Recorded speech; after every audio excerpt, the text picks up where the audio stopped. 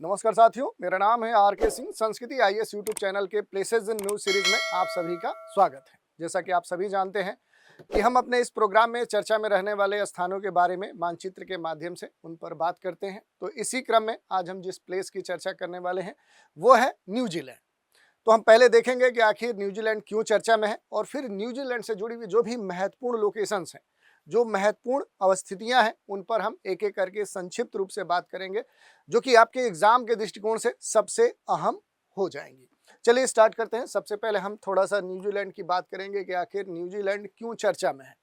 तो भारत और न्यूजीलैंड के बीच में अभी हाल ही में देखें तो जो फ्री ट्रेड एग्रीमेंट है, ये जो समझौता है, ये लगभग पूरा हो चुका है और इसी कारण से देखेंगे तो ये चर्चा में है। ये कहा जा रहा है कि $20 मिलियन की जो डील है, ये भारत न्यूजीलैंड के बीच में फ्री ट्रेड एग्रीमेंट पर खास तौर पे देखें तो अहम हो जाती है। और इसी के संदर्भ में देश के जो पीएम नरेंद्र मोदी हैं, उन्होंने अपने समकक्ष जो न्यूजीलैंड के प्रमुख हैं उनको बधाई दी है। और भारत और न्यूजीलैंड के बीच में ये जो कहा जा रहा है कि $20 मिलियन का जो निवेश है, इसके साथ जो मुक्त व्यापार समझौता है, उस पर सहमति दोनों देशों के बीच में बन गई है। प्रधानमंत्री नरेंद्र मोदी और न्यूजीलैंड के जो प्रधानमंत्री क्रिस्टोफर लक्सन है, उनके बीच में टेलीफोन पर वार्ता हुई और इसकी जो औपचारिक घोषणा है वो कर दी गई है। ये जो समझौता है ये अहम इसलिए भी हो जाता है कि भारत की जो इंडो पैसिफिक जो एक रणनीति है, जो वैश्विक आपूर्ति है, उस आपूर्ति श्रृंखला में एक डाइवर्सिफिकेशन के दृष्टिकोण से देखें तो ये जो समझौता है ये सबसे अहम हो जाता है। और इसके संदर्भ में बाकायदा देखेंगे तो प्रधानमंत्री ने प्रॉपर ट्वीट भी किया है। भारत और न्यूजीलैंड के बीच में जो दोस्ती है, जो अब और मजबूत होगी इस एग्रीमेंट के द्वारा। दोनों देशों के बीच में फ्री ट्रेड जो एग्रीमेंट है वो अब हो चुका है, ये प्रधानमंत्री ने कहा है। न्यूजीलैंड भारत में अब $20 अरब से ज़्यादा का निवेश कर सकता है और ये निवेश अलग अलग क्षेत्रों में होगा। भारत के जो युवा हैं, स्टार्टअप्स हैं, सरकार की जो नीतियां हैं, उन नीतियों में अब सुधार भी कहीं ना कहीं देखें तो देखने को मिल सकता है। और इसके लिए विशेष तौर पे देखें तो साझेदारी अब न्यूजीलैंड के साथ मजबूत हो सकेगी। इसके अलावा खेल, शिक्षा, संस्कृति जैसे क्षेत्रों में भी दोनों देश मिलकर क्या करेंगे, एक दूसरे का सहयोग करेंगे। इस कारण से भी देखें तो ये जो न्यूज है ये चर्चा में है। दोनों देशों के बीच में देखें तो जो महत्वपूर्ण समझौता है उसमें आर्थिक और व्यापारिक महत्व को खास तौर पे जगह दी गई है या फिर रणनीतिक महत्व को जगह दी गई। अगर हम आर्थिक और व्यापारिक महत्व की बात करें तो इसमें दोनों देशों के बीच में जो ट्रेड है, इन्वेस्टमेंट है, जो इनोवेशन है, स्टार्टअप और जो एमएसएमईज हैं, उन पर सहयोग बढ़ाने की बात कही गई है। खासतौर पे डेयरी, कृषि सेक्टर, एजुकेशन, आईटी, फार्मा और खेल उद्योग में एक दूसरे के सहयोग करने की प्रबल संभावना है। रणनीतिक दृष्टिकोण से इस समझौते की बात करेंगे तो इंडो पैसिफिक रीजन के दृष्टिकोण से भारत की जो भूमिका है वो और अब मजबूत होगी। चीन पर निर्भरता घटाने के लिए ये जो रणनीति है ये अहम होगी और लोकतांत्रिक जो नियम आधारित अंतर्राष्ट्रीय व्यवस्था है उसको भी भारत और न्यूजीलैंड के ये जो समझौता है उसको मदद करेगी।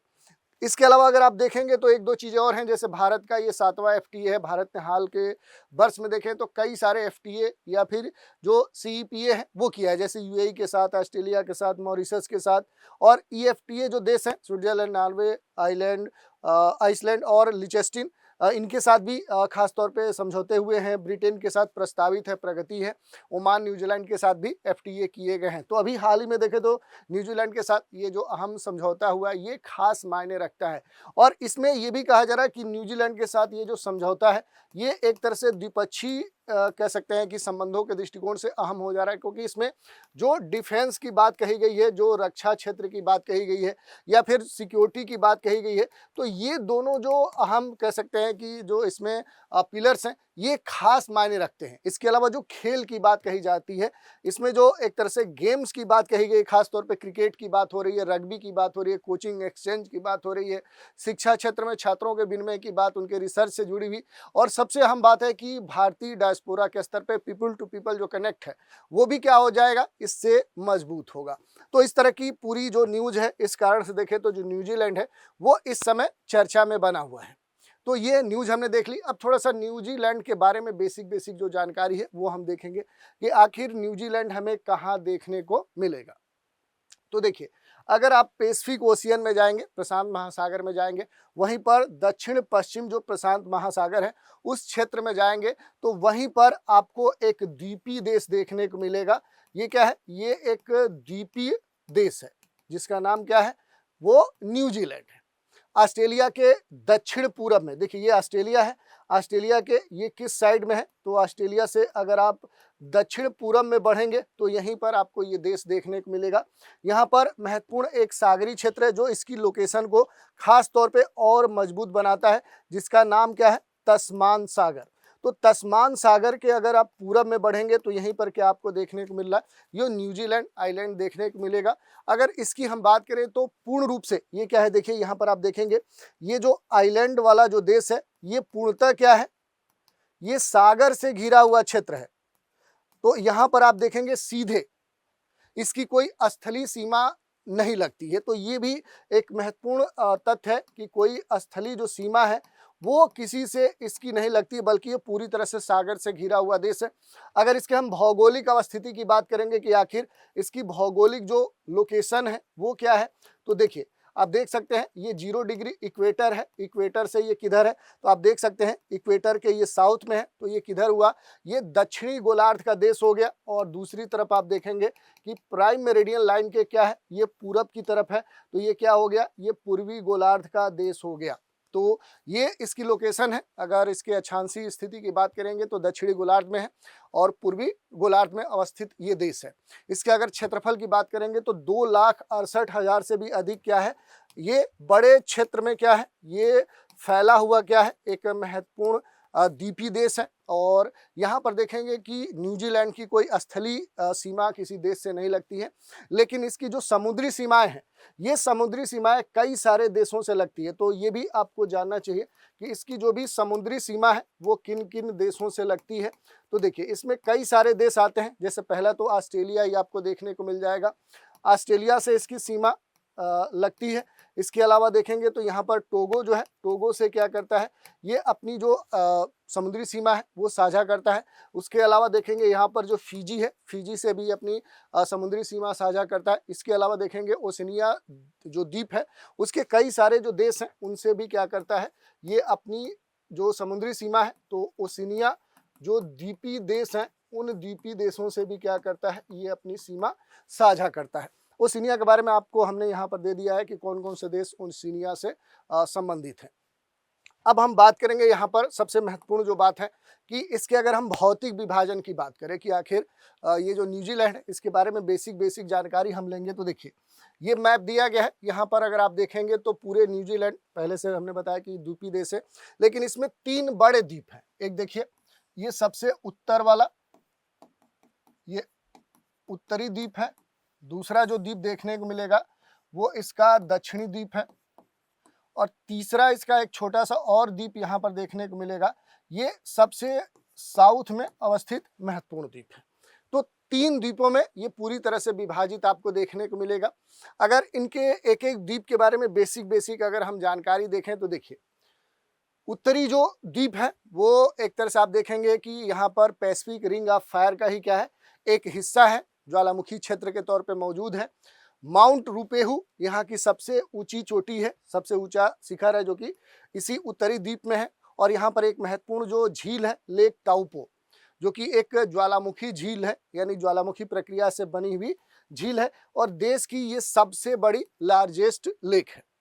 और ये जो क्षेत्र है उत्तरी जो द्वीप है, अगर उत्तरी द्वीप की आप बात करेंगे तो यहाँ पर देखिए ये वाला जो उत्तरी द्वीप है ये अहम हो जाता है, क्योंकि यहाँ पर महत्वपूर्ण तौर पे देखें तो ये वाला जो पूरा उत्तर वाला जो द्वीप है ये अपेक्षाकृत दक्षिण वाले द्वीप से देखेंगे तो कम ये पर्वतीय पहाड़ी है। और इसी कारण से देखें तो यहाँ पर डेयरी और पशुपालन का बड़े स्तर पे क्या हुआ है, वो विकास हुआ है। तो उत्तर वाला जो क्षेत्र है अपेक्षाकृत देखेंगे तो कृषि या डेयरी इन सब सेगमेंट में देखेंगे तो ये महत्वपूर्ण हो जाता है।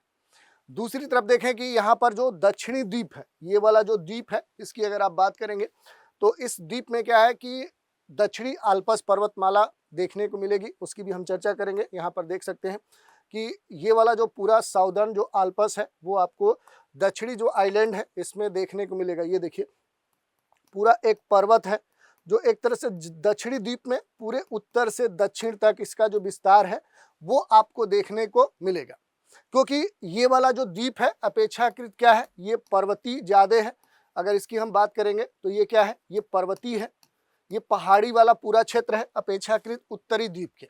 और यहाँ पर आप देखेंगे तो दो तीन चीज़ें और आपको देखने को मिलेगी। जैसे देखिए ये क्या है, यहाँ पर जो माओरी माउंट कुक है ये देश की सर्वोच्च चोटी है। पश्चिमी तट पे कई सारे जो फ्योर्ड हैं जिसमें अब मिलफोर्ड जो साउंड है वो आपको देखने को मिलेगा, कैंटरबरी जो मैदान है वो आपको देखने को मिलेगा। तो यहाँ पर आप देखिए, अगर आप साउथ में थोड़ा सा आएंगे तो ये वाला जो पूरा क्षेत्र है ये क्या है, यही कैंटरबरी का जो मैदान है वो कहलाता है। देखिए यहाँ पर कैंटरबरी का जो मैदान है इसके बारे में भी फिर से हम थोड़ा थोड़ा देखेंगे। और यहाँ पर एक दो और लोकेशन है जो आपको जानना चाहिए, उसको भी हम देखेंगे। तो ये बेसिक तौर पे हमने देखा। अब यहाँ पर देखिए, अगर पूरे उत्तरी द्वीप की हम बात करेंगे, यहाँ पर अगर हम पूरा उत्तरी द्वीप की अगर हम चर्चा करते हैं तो देखिए उत्तरी द्वीप क्या है, ये पूरा जो क्षेत्र है यहाँ पर क्लियर तौर पे हमने देखा है। यहाँ पर क्या है कि ये दो द्वीप हैं और इन दोनों द्वीपों के बारे में देखेंगे तो यहाँ पर एक महत्वपूर्ण जो जल संधि है वो क्या करती है, वो इन दोनों को अलग करती है। कौन सी जल संधि, तो यहीं पर क्या है कि आपको कुक जो जल संधि है वो इन दोनों इस जो द्वीप है इनको अलग करती है। और इनके बारे में देखेंगे तो खास तौर पे जो माओरी भाषा है, जो माओरी भाषा है उस भाषा में उत्तरी द्वीप को क्या बोला जाता है, इक्का ए माउई। क्या बोला जाता है, इक्का ए माउई, ये इसे खास तौर पे बोला जाता है। और सबसे खास बात है कि ये एक तरह से देखेंगे कि ये पूरा जो क्षेत्र एक केंद्रीय पठार के तौर पे क्या है, यहाँ पर आपको देखने को मिल सकता है, सेंट्रल प्लेटू के स्तर पे देखने को मिल सकता है। पहले हमने बताया कि जो पैसिफिक ओशियन वाला जो रिंग ऑफ फायर है उसी का ये हिस्सा है। और इसी कारण से देखें तो ये भी कहा जाता है कि ये पूरा जो क्षेत्र है ये क्या है, ये सक्रिय और निष्क्रिय दोनों तरह के जो ज्वालामुखी हैं उन ज्वालामुखियों का क्या माना जाता है, ये एक महत्वपूर्ण घर के तौर पे भी जाना जाता है। यानी ये पूरा जो क्षेत्र है एक तरह से वोल्केनो क्षेत्र के तहत आता है। और यहाँ पर सबसे महत्वपूर्ण जो माउंट रुपेहु एक सक्रिय जो स्ट्रेटोवोल्केनो है वो भी यहाँ पर आपको देखने को मिल सकता है, जो यहाँ का सबसे ऊंचा स्थान भी माना जाता है। केंद्रीय पठार में देखेंगे तो यहाँ पर एक महत्वपूर्ण जो लेक जो ताउपो है वो आपको देखने को मिल सकता है। तो यहाँ पर एक झील आपको देखने को मिलेगी, पूरी तरह से केंद्रीय पठार में ही ये आपको देखने को मिलेगी। केंद्रीय पठार में क्या है, इस झील का नाम क्या है, लेक ताउपो। लगभग देखेंगे तो ये क्या है, काफी पहले ज्वालामुखी विस्फोट से ये झील बनी थी। तो ये क्या है, एक ज्वालामुखी झील का भी क्या है यहाँ पर उदाहरण है। तो ये भी आप के लिए महत्वपूर्ण हो जाता है। केंद्रीय पठार के चारों ओर देखेंगे तो पूरा आप देखिए ये पूरा हरा हरा वाला जो रीजन ये वाला जो दिख रहा है ये क्या है, पूरा चारों तरफ हरे भरे जो लहरदार पहाड़ियां हैं वो आपको देखने को मिल सकते हैं। और इसी पूरे क्षेत्र में खास तौर पे देखेंगे तो खेती और पशुपालन का क्या हुआ कि विकास यहाँ पर देखने को मिला है। उत्तरी द्वीप में उत्तर की ओर बढ़ेंगे तो नॉर्थलैंड नामक एक सकरा जो आइलैंड है वो भी आपको देखने को मिलेगा। इसके अलावा यहाँ पर कई सारे जो आइलैंड हैं उनकी जो अवस्थिति है वो भी आपको देखने को मिलेगा। यहाँ पर ग्रेट बैरियर जो आइलैंड है वो भी काफ़ी फेमस है। तो ऐसे बहुत सारे जो आइलैंड है वो आपको यहाँ पर देखने को मिल जाएंगे। इस क्षेत्र में उपोष्ण कटिबंधीय जो वन है वो खास तौर पर देखने को मिलते हैं। तो उपोष्ण कटिबंधीय जो वन है वो विशेषता क्या है, वो उत्तरी जो द्वीप है उसकी विशेषता है। और महत्वपूर्ण जो तटरेखा है, यानी कि इसमें आप देखेंगे कई सारे चट्टानी जो किनारे हैं वो इस उत्तरी द्वीप में आपको देखने को मिल सकते हैं। द्वीप के सिरे पर आप देखिए यहाँ पर एक और महत्वपूर्ण जो केप रीगा, ये महत्वपूर्ण कह सकते हैं कि स्थित है। और माओरी पौराणिक जो भी कथाएं हैं उनका क्या है, ये महत्वपूर्ण यहाँ पर एक स्थल माना जाता है। तो ये हमने इसके बारे में बेसिक जो जानकारी है वो देख ली। इसके अलावा अगर आप देखेंगे तो जो भी दक्षिणी द्वीप है इसके बारे में थोड़ा सा हम जान लेते हैं। दक्षिणी द्वीप जिसे माओरी भाषा में क्या बोला जाता है, वाई पौनामो। क्या बोला जाता है, इसे वाई पौनामो बोला जाता है। और सबसे खास बात क्या है कि इसकी अपेक्षा, जहां पर हमने देखा अपेक्षाकृत क्या है, पशुपालन डेयरी का विकास हुआ है, ये साउथ वाला जो आइलैंड है क्या है, ये क्या है, अधिक पहाड़ी है, पर्वतीय है। और इसी में पहले हमने बताया कि साउथ जो आल्प्स पर्वत है ये पूरी तरह से उत्तर से दक्षिण में क्या है, इस दक्षिणी न्यूजीलैंड के द्वीप में क्या है, फैला हुआ है। और यहाँ पर कई सारी जो चोटियां हैं वो भी आपको देखने को मिलेगी। इसकी जो सबसे ऊंची चोटी है जिसे माउंट कुक कहा जाता है, वो इसकी सबसे ऊंची चोटी है। तो इसकी जो सबसे ऊंची चोटी है वो क्या है, सबसे ऊंची शिखर या अगर हम चोटी की बात करेंगे तो वो क्या है, माउंट कुक है। और इसे एक दूसरे नाम से भी जाना जाता है, कई सारे लोग जो आओ राकी बोलते हैं तो इसे आओ राकी के नाम से जाना जाता है, या फिर माउंट कुक सबसे ऊंची चोटी है। और दक्षिणी द्वीप के अगर पश्चिम में जाएंगे, ये वाला जो पूरा क्षेत्र है इसके पश्चिम में जाएंगे तो यहाँ पर कई सारे गहरी जो खाइयां हैं वो इधर आपको देखने को मिल सकती हैं। अगर दक्षिणी पश्चिम क्षेत्र में जाएंगे तो गहरी जो खाइयां हैं वो न्यूजीलैंड के दक्षिणी द्वीप में देखने को मिल सकते हैं। और यहीं पर मिलफोर्ड जो साउंड है वो आपको देखने को मिल जाता है। तो ये कई बार प्रश्न आपसे पूछा गया है कि मिलफोर्ड जो साउंड है इसकी अवस्थिति कहाँ पर है, और ये एक राष्ट्रीय उद्यान का भी हिस्सा है। देश के सबसे जो नम जलवायु क्षेत्र है उनमें ये एक क्षेत्र आता है। परिणाम स्वरूप देखेंगे तो यहाँ पर साउथ द्वीप में क्या है कि घने जो वर्षा वन है वो आपको देखने को मिल सकते हैं। इसी का एक बड़ा जो मैप है वो यहाँ पर हमने दिखा दिया है। तो ये हमने देख लिया बेसिक तौर पे। अगर इसी साउथ जो आइलैंड है न्यूजीलैंड का, इसके अगर हम दक्षिण पूरब में आएंगे तो ये वाला देखिए कैंटाबेरी का जो प्लेन है ये सबसे महत्वपूर्ण माना जाता है। यहाँ पर कैंटाबेरी का मैदान, ये कई बार आपसे एग्जामों में पूछा गया है। दक्षिण जो आल्पस है उसके पूर्वी हिस्से में ये विस्तृत मैदान वाला ढलानी पहाड़ियां हैं। उदाहरण के लिए देखें तो कैंटरबरी मैदान इसे कहा जाता है। और दूसरी बात क्या है कि इसके अगर थोड़ा सा और नीचे आएंगे, ये वाला अपेक्षाकृत जो पर्वतीय पठारी क्षेत्र है इसे क्या बोला जाता है, इसे ओटागो का क्षेत्र बोला जाता है। तो ये भी आपको जानना चाहिए कि ये क्या है, ओटागो क्षेत्र है, एक तरह से पहाड़ी भूभाग है। अंतर्देशीय जो पर्वत श्रृंखलाएं हैं, जो नदी घाटियां हैं वो इसमें आपको देखने को मिल सकती हैं। दूसरी बात देखिए, जैसे हमने यहाँ पर कुक स्टेट देखा कि एक जो कुक स्टेट है ये जो जल संधि है ये उत्तरी द्वीप को दक्षिणी द्वीप से अलग करती है। वैसे ही आप देखेंगे नीचे क्या है कि एक और स्टेट आपको देखने को मिलेगा, फेवोक्स। ये क्या है, ये फेवोक्स स्टेट है, ये आपको देखने को मिलेगा। और ये क्या करता है कि जो न्यूजीलैंड का दक्षिणी द्वीप है, इस दक्षिणी द्वीप को क्या करता है कि जो स्टीवर्ट जो आइलैंड है, यहाँ पर देखिए एक और द्वीप है, जो तीसरा द्वीप है स्टीवर्ट जो द्वीप है, उससे क्या करता है, अलग करने का काम करता है। स्टीवर्ट द्वीप पे देखेंगे तो एक महत्वपूर्ण पर्वत माउंट जो एंजलेन है, ये 980 मीटर ऊंचाई है, ये भी आपको यहाँ पर देखने को मिल सकता है। तो ये इसके बारे में हमने बेसिक जानकारी देख ली। अब थोड़ा सा कुछ महत्वपूर्ण जो जल निकाय है उनकी हम चर्चा कर लेते हैं। तो अगर हम पूरे न्यूजीलैंड की बात करें तो बहुत सारी नदियाँ यहाँ पर आपको देखने को मिल सकती है। आप देखिए बहुत सारी नदियों का जो जाल है वो न्यूजीलैंड के आइलैंड में देखने को मिल सकता है, उत्तरी द्वीप में भी, दक्षिणी द्वीप में। लेकिन यहाँ पर दो जो नदियाँ हैं वो सबसे महत्वपूर्ण हो जाती हैं। उसमें कौन कौन सी है, पहली जो नदी है वो कौन सी है, वाईकाटो नदी है। कौन सी, तो वाईकाटो। और दूसरी जो नदी है क्लूथा नदी। ये दोनों जो नदियां हैं ये सबसे महत्वपूर्ण नदी हैं। सबसे अगर लंबी नदी की बात करेंगे तो जो वाईकाटो है ये लगभग 425 किलोमीटर क्षेत्र लंबी है, और ये उत्तरी द्वीप में आपको देखने को मिल सकती है। इसका जो संबंध है उत्तरी द्वीप में ये देखने को मिलेगा। यहीं पर क्या है कि जो ताउपो झील है, यहाँ से देखिए जो लेक ताउपो है, इसी ताउपो से क्या होती है कि वाईकोटा जो नदी है वो निकलती है, और फिर इसका जो निकास है वो कहाँ पर होता है, तस्मान सागर वाले क्षेत्र में हो जाता है। दूसरी जो नदी है क्लूथा नदी है। इस नदी की अगर हम बात करेंगे तो ये क्या है, ये दक्षिणी द्वीप से जुड़ी हुई है। यहाँ पर जो वनाका नदी है, वनाका जो झील है, इस वनाका झील से इसका जो उद्गम है, उद्गम की अगर बात करेंगे तो जो वनाका झील है और ये दक्षिणी द्वीप का झील है, और इसका जो उद्गम है, इसका जो उद्गम हो रहा है वो कहाँ से हो रहा है, तो जो वाईकोटा नदी है इसका उद्गम ताउपो झील से होता है, और इसका जो निकास होता है वो कहाँ पर होता है, तो वो तस्मान सागर में होता है,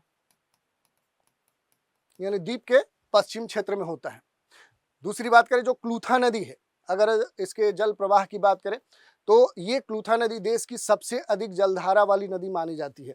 तो ये यहाँ के बारे में बेसिक जानकारी है। कुछ झीलों के बारे में भी आप देख सकते हैं। अगर झीलों की हम चर्चा करें, जो महत्वपूर्ण यहाँ पर झील है, तो 3 झील आपको महत्वपूर्ण तौर पे देखने को मिलेंगे, वाकातीपू, वनाका झील, तेनऊ झील, और जो हमने बोला कि महत्वपूर्ण तौर पे देखेंगे कि यहाँ पर क्या है, ताउपो झील। तो ये यहाँ के सबसे अहम जो झील है उनमें आते हैं।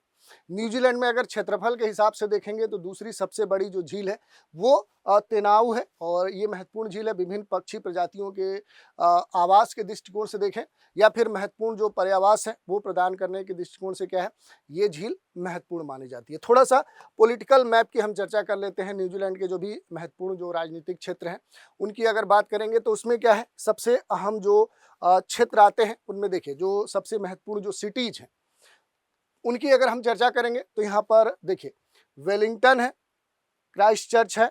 इधर आएंगे तो आपको क्या देखने को मिलेगा, हैमिल्टन देखने को मिलेगा, ऑकलैंड देखने को मिलेगा। ये सबसे महत्वपूर्ण जो लोकेशन है वो यहाँ के माने जाते हैं। अगर हम एक एक कर की बात करें, जैसे वेलिंगटन की हम बात करें तो ये आपको कहाँ पर देखने को मिलेगा, जो उत्तरी द्वीप है, और ये क्या है, ये राजधानी क्षेत्र भी है, ये कैपिटल भी है, और सबसे महत्वपूर्ण शहर माना जाता है। अगर ऑकलैंड की बात करेंगे तो ऑकलैंड क्या है, ये एक महत्वपूर्ण बंदरगाह है। अगर क्राइस्ट चर्च की हम बात करें, जो क्राइस्ट चर्च है ये दक्षिणी द्वीप का सबसे बड़ा क्या है, ये शहर है। ये क्या है, सबसे बड़ा शहर है। ऐसे ही नेल्सन है, तस्मान की खाड़ी पर स्थित है ये नेल्सन। और दूसरा आप हैमिल्टन की बात करेंगे तो जो हैमिल्टन है ये भी क्या है, जो वाइकाटो नदी है उसी के तट पर अवस्थित सबसे महत्वपूर्ण शहर के तौर पे जाना जाता है। अब थोड़ा सा और डिटेल में हम बात कर लेते हैं। जैसे वेलिंगटन की बात करेंगे तो ये इसका जो संबंध है कई बार पूछता है, तो ये उत्तरी द्वीप का ही क्या है, एक महत्वपूर्ण उसके साउथ में अवस्थित राजधानी क्षेत्र है, सबसे प्रमुख बंदरगाह क्षेत्र है। ये विश्व के सबसे दक्षिण में स्थित जो राजधानी शहर है उस रूप में भी जाना जाता है। और यहाँ पर जो कुक स्टेट है, इस स्टेट के एकदम किनारे ये अवस्थित है। अगर ऑकलैंड की बात करेंगे, जो ऑकलैंड है ये क्या है महत्वपूर्ण, तो ये न्यूजीलैंड के उत्तरी द्वीप के एक तरह से पश्चिम भाग में अवस्थित एक महत्वपूर्ण बंदरगाह है, और इस देश के सबसे बड़े शहरों में से एक है। देश के सर्वाधिक जो जनसंख्या है उसका संकेंद्रण वाला क्षेत्र है, यानी अगर राजधानी क्षेत्र की बात करेंगे उसके बाद ऑकलैंड क्या है, इस पूरे न्यूजीलैंड में सबसे अधिक पॉपुलेशन वाला क्षेत्र है। और देश का अधिकांश जो व्यापार है वो कहाँ से होता है, वो ऑकलैंड से होता है। तो ट्रेड के दृष्टिकोण से क्या है, ये सबसे अहम क्षेत्र है। नेल्सन की बात करें तो जो नेल्सन है ये भी सबसे महत्वपूर्ण माना जाता है। तस्मान सी के किनारे ये अवस्थित है, और न्यूजीलैंड के दक्षिणी द्वीप के उत्तरी तटवर्ती भाग में एक बंदरगाह के तौर पे क्या है, यहाँ पर मौजूद है। अगर यहाँ पर क्राइस्ट चर्च की बात करेंगे तो दक्षिणी द्वीप के पूर्वी क्षेत्र में आप देखेंगे साउथ जो पैसिफिक ओशियन है, यहीं पर इसकी अवस्थिति आपको देखने को मिलेगी। और ये एक क्या है, पूरी तरह से क्या है, एक प्राकृतिक बंदरगाह है। न्यूजीलैंड का क्या है, एक महत्वपूर्ण प्राकृतिक बंदरगाह के तौर पे यहाँ पर मौजूद है।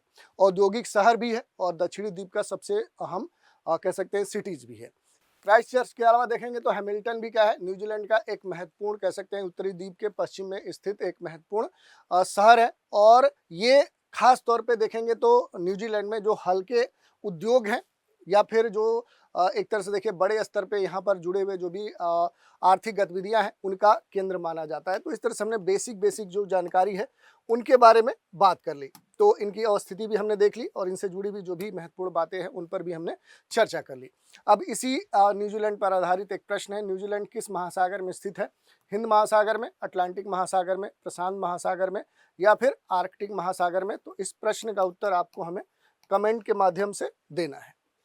तो आज के एपिसोड में हमने बात कर ली किस प्लेस की, न्यूजीलैंड की, और उससे जुड़े हुए जो भी अहम लोकेशन थे उन पर भी डिटेल से चर्चा की। तो आज के एपिसोड में इतना ही। आप सभी हमारे साथ बने रहें, इसके लिए धन्यवाद।